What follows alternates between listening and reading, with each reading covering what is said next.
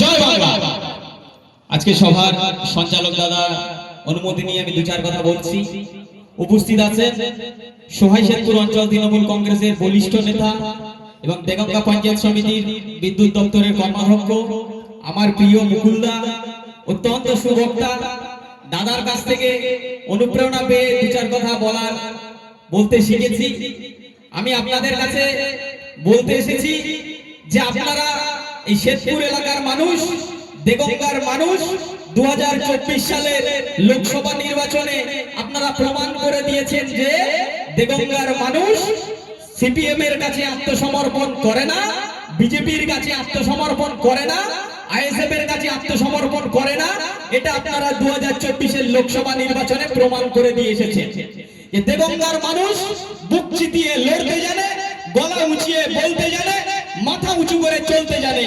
তাই কবির ভাষায় বলি, হোক না পথের বাধা প্রস্তর শক্ত, প্রয়োজনে দেব মোরা এক নদী রক্ত, রক্ত দেব জান দেব, তবু শিরদাঁড়া বিক্রি করব না। তৃণমূল কংগ্রেসের কর্মীদের শিরদাঁড়া শক্ত, তৃণমূল কংগ্রেসের কর্মীদের শিরদাঁড়া সোজা, তৃণমূল কংগ্রেসের কর্মীদের শিরদাঁড়ায় বড় বড় করে লেখা আছে not for sale, not for sale, not for sale. Trinamool মানে শিরদাঁড়া সোজা, বাঙালির মানুষ। তৃণমূল মানে শিরদাঁড়া সোজা, বাঙালির মানুষ। আর দেগঙ্গা মানে সামনে বিদেশরা, সঙ্গে মামাটি মানুষ, সঙ্গে মামাটি মানুষ, সঙ্গে মামাটি মানুষ। আমি আজকে আপনাদের কাছে ভোট চাইতে আসিনি। ভোট আপনার গণতান্ত্রিক অধিকার, ভোট আপনার ব্যক্তিগত বিষয়। আপনি যাকে খুশি তাকে ভোট দিন। আমি একটাবারও ভোট দেওয়ার কথা বলবো না। এবার 29 এপ্রিল ইভিএম মেশিনে 14টা প্রার্থীকে আপনি দেখতে পাবেন। আপনি যাকে খুশি তাকে ভোট দিন। ভোট আপনার গণতান্ত্রিক অধিকার। আমি শুধু আপনাদের জ্ঞান গরিমার কাছে প্রশ্ন করতে এসেছি, আমি আপনাদের বিবেকের কাছে প্রশ্ন করতে এসেছি যে আপনারা ভোটটি দেওয়ার আগে নিজের বিবেকের কাছে প্রশ্ন করবেন, নিজের জ্ঞান গরিমার কাছে প্রশ্ন করবেন। আগে একটা বাড়িতে কন্যা সন্তান জন্মগ্রহণ করলে পিতার মুখ শুকিয়ে যেত, মায়ের চিন্তায় ঘুম আসতো না। কি করে এই কন্যা সন্তানকে বড় করব, কি করে এই কন্যা সন্তানকে লেখাপড়া শেখাবো, কি করে এই কন্যা সন্তানকে পড়াশোনা শিখিয়ে তাকে বিয়ে দেব। আমার নেত্রী সেটা সহ্য করতে পারেনি। আমার নেত্রী একটা শিশু কন্যা সন্তান জন্মগ্রহণ করলে সেই থেকে শুরু করে 60 বছর বয়স অবধি আমার নেত্রী সেই মেয়েটির জন্য 8,25,000 টাকা বরাদ্দ করেছে।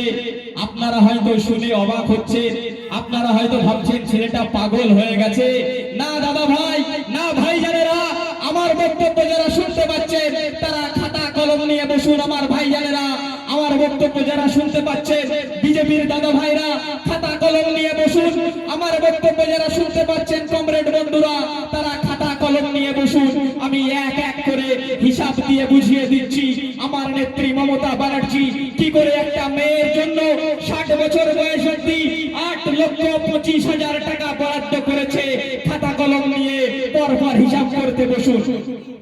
একটা মেয়ের যখন 7 বছর বয়স হয়, ক্লাস 1 প্রাইমারি স্কুলে ভর্তি হয়, প্রতি বছর ঐক্যশ্রী স্কলারশিপের মাধ্যমে বছরে 1,000 টাকা করে আর্থিক সহযোগিতা করে আমার নেত্রী মমতা ব্যানার্জি। ক্লাস 1 থেকে 10 অবধি 10 বছরে 1,000 টাকা করে 10,000 টাকা আর্থিক সহযোগিতা করে আমার নেত্রী মমতা ব্যানার্জি। মাঝখানে যখন তার 13 বছর বয়স হয়, 13 থেকে 18 বছর বয়স অবধি K1 অথবা কন্যাশ্রীর মাধ্যমে বার্ষিক 1,000 করে আর্থিক সহায়তা করে, 5 বছরে 5,000 টাকা বন্ধু। তারপরে সেই মেয়েটি যখন মাধ্যমিক পাস করে ক্লাস 11 ভর্তি হয়, ক্লাস 11 এবং 12 Swami Vivekananda merit cum means স্কলারশিপের মাধ্যমে বছরে 12,000 টাকা করে 2 বছরে 24,000 টাকা স্কলারশিপ প্রদান করে আমার নেত্রী মমতা ব্যানার্জি। শুধু তাই নয়, সে যখন ক্লাস 11 ওঠে তখন তরুণের স্বপ্ন প্রকল্পের মাধ্যমে আমার নেত্রী তার ট্যাব কেনার জন্য 10,000 টাকা আর্থিক সহযোগিতা করে। শুধু তাই নয়, সে যখন ক্লাস 12 উচ্চ মাধ্যমিক পরীক্ষা দিয়ে স্কুলের গন্ডি টপকে কলেজ কেটে যায়, কলেজের গ্রাজুয়েশনের 4 বছরে প্রতি বছরে আমার নেত্রী Swami Vivekananda merit cum means স্কলারশিপের মাধ্যমে বছরে 12,000 টাকা করে 4 বছরে 48,000 টাকা স্কলারশিপ দেয়।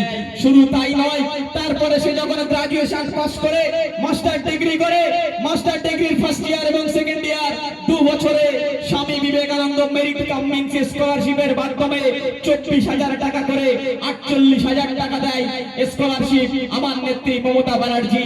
আমরা যখন ছাত্র রাজনীতি করেছি, কলেজ গেটে দাঁড়িয়ে আমার ছাত্র যুব ভাইদের স্কলারশিপের ফর্ম ফিল আপ করে দিয়েছি। মুকুলদারা জানে, এখানে যে সমস্ত আমার কলেজ পড়ুয়া ভাই বোনেরা যারা আমার বক্তব্য শুনতে পারছে, যদি আমি ভুল বলি ধরিয়ে দিয়ে যাবে, ক্ষমা চেয়ে নেব। স্কলারশিপের মাধ্যমে তাদেরকে আর্থিক সহায়তা করেছে। শুধু তাই নয়, মাঝখানে সেই মেয়েটির যখন 18 বছর বয়স হয়, কন্যাশ্রী প্রকল্পের মাধ্যমে এককালীন তাকে 25,000 টাকা দেওয়া হয়। শুধু তাই নয়, যখন তার বিয়ের দিন ঠিক হয়, বিয়ের দিন ঘনিয়ে আসলে রূপশ্রী প্রকল্পের মাধ্যমে আমার নেত্রী তাকে 25,000 টাকা আর্থিক সহযোগিতা করে। কি কমরেড বন্ধুরা, গুনছেন তো? কি ভাইজানেরা, হিসাবটা করছেন তো? তাহলে টোটাল এখনো অবধি কত হলো? 1,95,000 টাকা আর্থিক সহযোগিতা করলো আমার নেত্রী মমতা ব্যানার্জি সেই মেয়েটার বিয়ে হয়ে যাওয়া অবধি। তারপরে সেই মেয়েটি যখন বিয়ে হয়ে গিয়েছে, সংসারের সে নববধূ হয়েছে, তারপরে তার লক্ষ্মীর ভান্ডার প্রকল্পের মাধ্যমে 25 বছর বয়স থেকে 60 বছর বয়স অবধি, মানে মাঝখানে 35 বছর, বছরে 18,000 টাকা করে লক্ষ্মীর ভান্ডারে তাকে আর্থিক সহযোগিতা করা হয়। আমার কমরেড বন্ধুরা একটাবার হিসাব করুন, আমার ভাইজানেরা একটাবার হিসাব করুন, আমার দাদা ভাইয়েরা একটাবার হিসাব করুন। 35 বছরে 18,000 টাকা করলে হয় 6,30,000 টাকা। একটাবার যোগটা মিলিয়ে নিন, 1,95,000 টাকা ওইদিকে, আর এইদিকে 6,30,000, টোটাল যোগ করলে হয় 8,25,000 টাকা আমার নেত্রী মমতা ব্যানার্জি ওই মেয়েটির জন্য বরাদ্দ করে রেখেছেন। সারা জীবন দেখে এসেছি মেয়েরা শুধু হাত পেতে টাকা নিয়েছে। যখন তারা ছোট থাকতো, পিতার কাছে হাত পেতেছে, বাবা কিছু টাকা দাও। তারপরে যখন বিয়ে হয়েছে, স্বামীর কাছে হাত পেতেছে, স্বামী আমার কিছু টাকা দাও। তারপরে যখন তাদের বয়স হয়েছে, সন্তানের কাছে হাত পেতেছে, বাবা আমার কিছু টাকা দাও। আমার নেত্রী একজন মহিলা, আমার নেত্রী মমতা ব্যানার্জি সেটা সহ্য করতে পারেনি। তিনি মহিলাদেরকে আর্থিকভাবে সহযোগিতা করে স্বনির্ভর হওয়ার দিশা দেখিয়েছে। আমার নেত্রী মমতা ব্যানার্জি মহিলাদেরকে স্বাবলম্বী হওয়ার দিশা দেখিয়েছে। এর নাম মমতা ব্যানার্জি, এর নাম মমতা ব্যানার্জি। আমাদের নেত্রী মমতা ব্যানার্জি আমাদের বড় গর্ব হয়। শুধু তাই নয়, আগে দেখেছি পাড়ায় একটা আইসক্রিমওয়ালা আসলে, একটা বরফওয়ালা আসলে, সন্তান মায়ের কাছে ছুটে যেত, মা আমাকে 5টা টাকা দাও, আমি একটা আইসক্রিম খাবো। মা আমাকে 5টা টাকা দাও, আমি একটা আইসক্রিম খাবো। কিন্তু মায়ের চোখ জলে ভিজে যেত, মায়ের সেই সামর্থ্য ছিল না সন্তানের হাতে 5টা টাকা দিয়ে বলবে যাও বাবা একটা আইসক্রিম কিনে খাও। আমার নেত্রী সেটা সহ্য করতে পারেনি। লক্ষ্মীর ভান্ডার প্রকল্পের মাধ্যমে মাসে 1500 টাকা আর্থিক সহায়তা করে মায়ের সেই দুঃখ দুর্দশার দিন ঘুচিয়ে দিয়েছে। শুধু তাই নয়, ছোটবেলায় দেখেছি সন্তানেরা যখন টিউশন করতো, যখন সেই টিউশনের বেতন জোগাড় করতে গিয়ে আমার মায়েরা হাঁস মুরগির ডিম বিক্রি করতে, কাম কাটা সেলাই করে টিউশনের বেতন জুগিয়েছে। আমার নেত্রী সেটা সহ্য করতে পারেনি। ঐক্যশ্রী স্কলারশিপের মাধ্যমে বছরে 1,000 করে আর্থিক টাকা সহযোগিতা করেছে। শুধু তাই নয়, কৃষক বন্ধুদের কথা ভেবেছে আমার নেত্রী, তাদেরকে বার্ষিক আর্থিক সহযোগিতা করেছে। যুব সাথীদের জন্য ভেবেছে আমার নেত্রী। শুধু তাই নয়, স্বাস্থ্য সাথী প্রকল্পের মাধ্যমে বছরে 5 লক্ষ টাকা স্বাস্থ্য বীমার ব্যবস্থা করেছে, যার সুফলে আমরা গ্রামগঞ্জের মানুষ বড় বড় হাসপাতালে বিনামূল্যে চিকিৎসা পাচ্ছি। তাই আজকে পাড়ায় পাড়ায় রব উঠেছে, আজকে গ্রামে গঞ্জে রব উঠেছে, পাড়ায় পাড়ায় বলছে সবাই সিপিএম বিজেপি আইএসএফ এর ঠাঁই নাই। গ্রামে গঞ্জে বলছে সবাই সিপিএম বিজেপি আইএসএফ এর ঠাঁই নাই। মা বোনেরা বেঁধেছে জোট, জোড়া ফুলে সব ভোট। কন্যাশ্রীরা বেঁধেছে জোট, জোড়া ফুলে সব ভোট। যুব সাথীরা বেঁধেছে জোট, জোড়া ফুলে সব ভোট। লক্ষ্মীর ভান্ডার বেঁধেছে জোট, জোড়া ফুলে সব ভোট। স্বাস্থ্য সাথীরা বেঁধেছে জোট, জোড়া ফুলে সব ভোট। আমি আপনাদেরকে বলবো, আমাদের দেগঙ্গাবাসীর গর্ব, আমাদের গর্ব হওয়া উচিত যে আমাদের এই দেগঙ্গা স্বাধীনতার পরবর্তীকাল থেকে শাসক দলের হয়ে এই প্রথম ভূমিপুত্র এবং আনিসুর রহমান বিদেশ প্রার্থী করেছে নেত্রী মমতা ব্যানার্জি।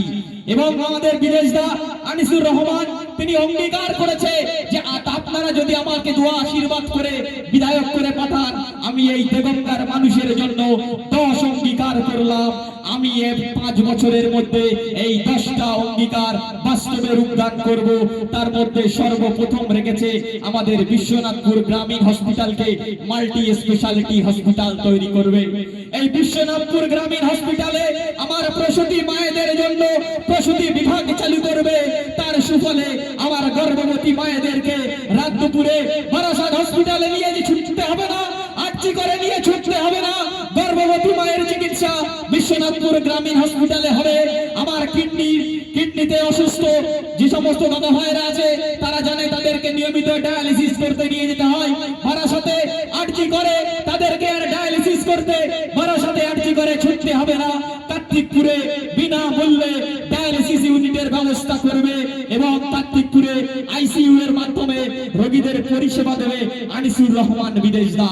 শুধু তাই নয়, এলাকার ছোটখাটো উপস্বাস্থ্য কেন্দ্রগুলিতে আধুনিকীকরণ করা হবে বলেছে আনিসুর রহমান বিদেশদা। শুধু তাই নয়, এক কলে অ্যাম্বুলেন্স 75 84 80 98 99 এই নম্বরে ফোন করলেই আপনার বাড়িতে চলে আসবে আনিসুর দার এক কলে অ্যাম্বুলেন্স। একটাবারও জিজ্ঞাসা করবে না আপনি কোথায় যাবেন, আপনি আমাকে কত টাকা দেবেন, আমাকে এত টাকা দিতে হবে। শুধু আপনাকে বলতে হবে যে দাদা আমার লোকেশন এই, আমি অমুক জায়গায় যেতে চাই, আপনাকে দিন রাত 24 ঘন্টা পরিষেবা দেবে। শুধু তাই নয়, আনিসুর রহমান বিদেশদা অঙ্গীকার করেছে দেগঙ্গার কৃষক বন্ধু ভাইদের জন্য তাদের ফসলের সংরক্ষণের জন্য একটা হিমঘরের ব্যবস্থা করবে।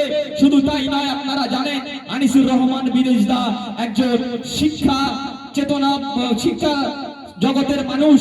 তিনি আমার এই দেগঙ্গার প্রান্তিক ছেলে মেয়েদের জন্য তিনি দেগঙ্গার প্রতিটা হাই স্কুলে হাই মাদ্রাসায় তিনি ডিজিটাল ক্লাসরুমের ব্যবস্থা করবে। সেখানে ডিজিটাল ক্লাসরুমের মাধ্যমে আপনার সন্তান শিক্ষা গ্রহণ করবে। জাপান যেভাবে পড়ে আপনার ঘরের সন্তানটি সেইভাবে পড়াশোনা করবে। লন্ডন যেভাবে পড়ে আপনার ঘরের সন্তানটি সেইভাবে পড়াশোনা করবে। আমেরিকার বাচ্চারা যেভাবে পড়ে আপনার ঘরের সন্তানটি সেইভাবে পড়াশোনা করবে। এই অঙ্গীকার করেছে আনিসুর রহমান বিদেশদা। শুধু তাই নয়, দেগঙ্গা একটা প্রান্তিক এলাকা, মাঝে মাঝে এই গরমে বিদ্যালয়গুলিতে কারেন্টের ব্যবস্থা থাকে না, বিদ্যুতের সমস্যা হয়, লোডশেডিং হয়। আনিসুর রহমান বিদেশদা দেগঙ্গার মাটির সন্তান হয়ে অনুভব করতে পেরেছেন।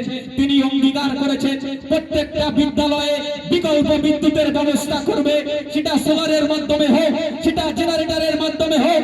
আনিসুর রহমান বিদেশদা তিনি অঙ্গীকার করেছে, আনিসুর রহমান বিদেশদা অঙ্গীকার করেছে এই দেগঙ্গায় নিরাপদ আর্সেনিক পানীয় মুক্ত জলের ব্যবস্থা করবে। তাই আমি আপনাদেরকে বলবো, আজকের শেরপুরের থেকে মানুষের রায় উঠেছে, শেরপুর থেকে কলসুর মানুষের রায় দেগঙ্গায় বিদেশদাকেই চাই।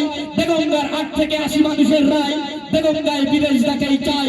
দেগঙ্গায় 2,40,000 ভোটারের রায় দেগঙ্গায় বিদেশদাকেই চাই। লেখা আছে আকাশের গায়ে দেগঙ্গার বিদেশদাকেই চাই। রক্ত মোদের শিরায় শিরায় দেগঙ্গায় বিদেশদাকেই চাই। আজকের দেগঙ্গার বুকে রং উঠেছে, তাই আপনাদেরকে গর্জে উঠে বলতে হবে, তাই আপনাদেরকে বুক ফুলিয়ে বলতে হবে, দিদি তুমি এগিয়ে চলো, আমরা তোমার সাথে আছি। অভিষেক ব্যানার্জি তুমি এগিয়ে চলো, আমরা আপনার সাথে আছি। আনিসুর রহমান বিদেশদা তুমি এগিয়ে চলো, আমরা আপনার সাথে আছি। আমি আপনাদের বক্তব্য দীর্ঘায়ু করব না, আমি শেষ করব। এখানে যারা উপস্থিত আছে আমার তৃণমূল কংগ্রেসের সৈনিকদের নতমস্তকে সালাম শ্রদ্ধা প্রণাম ভালোবাসা অভিনন্দন জানিয়ে চলে যাব। তার আগে আমি আবার একবার বলে যাচ্ছি, আমি আপনাদের কাছে ভোট চাইতে আসিনি, আমি আপনাদের কাছে ভোট চাইবো না, আমি আপনাদের জোর করব না। 29 তারিখ ইভিএম এ বোতাম টেপার আগে নিজের জ্ঞান গরিমার কাছে প্রশ্ন করবেন, নিজের বিবেকের কাছে প্রশ্ন করবেন। আমি যাকে ভোট দেব ভাবছি সে নির্বাচনে জয়লাভ করে বিশ্বনাথপুর গ্রামীণ হসপিটালকে মাল্টি ন্যাশনাল হসপিটাল করতে পারবে তো? আমি যাকে ভোট দেব ভাবছি সে নির্বাচনে জয়লাভ করে দেগঙ্গায় কৃষক বন্ধুদের জন্য কোল্ড স্টোরেজ করতে পারবে তো? আমি যাকে ভোট দেব ভাবছি সে নির্বাচনে জয়লাভ করে এক কলে অ্যাম্বুলেন্স প্রত্যেকটা অঞ্চলে এই পরিষেবা চালু করতে পারবে তো?